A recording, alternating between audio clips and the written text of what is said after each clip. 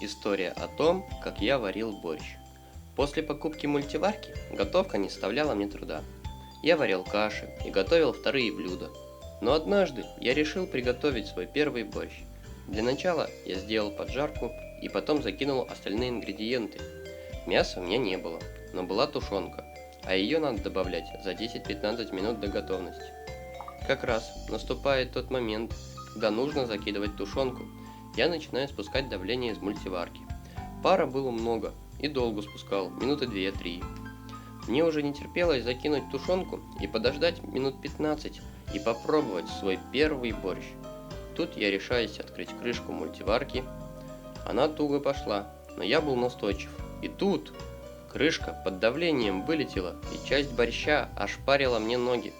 Я сразу пошел и опустил ноги в холодную воду, а после намазал зубной пастой.